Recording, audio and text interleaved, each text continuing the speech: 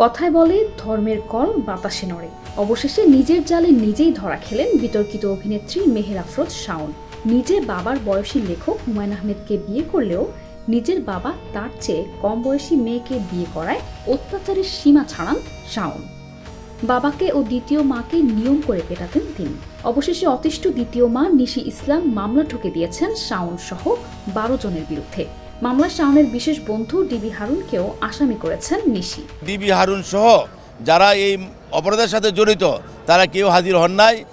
আমাদের সাবমিশনের প্রেক্ষিতে এবং নিশি ইসলামের বক্তব্য শুনে মাননীয় আদালত সন্তুষ্ট হয়ে তাদেরকে ওয়ারেন্ট ইস্যু করেন এবং বাকি 2 জনকে কন্ডিশনাল বেল দেন। গতকাল সোমবার ছিল আদালতে হাজিরার দিন। এদিন বাড্ডা থানার 2 পুলিশ সদস্য হাজির হয়ে অভিযোগ স্বীকার করে নেন। তারা আদালতকে বলেন বাড্ডা থানার তৎকালীন ওসির নির্দেশে তারা নিশি ইসলামকে আটক নির্যাতনে অংশ নেন। মেহের আফরোজ শাওন ও ডিবি হারুন সহ বাকি আসামি হাজির না হওয়ায় তাদের বিরুদ্ধে গ্রেফতারি পরোয়ানা জারি করে আদালত। আদালতের আদেশে সন্তুষ্টি প্রকাশ করেন শাওনের দ্বিতীয় মা নিশি ইসলাম। 10 এবং 11 নম্বর আসামি উপস্থিত হয়েছে। আসামিরা তারা ভুল স্বীকার করেছে এবং আসামিরা তারা জামিন দিয়েছে আগামী ধার্য তারিখ পর্যন্ত। আর আমি কোর্টটা মঞ্জুর করেছে। আর আমরা সকলেই চাই যে একটা শাস্তি হোক, কারণ শাওন আমাদের অনেক মামলায় অনেক প্রভাব বিস্তার করেছে এবং আমাদেরকে অনেক হুমকি ধামকি মারধর সব কিছু করেছে।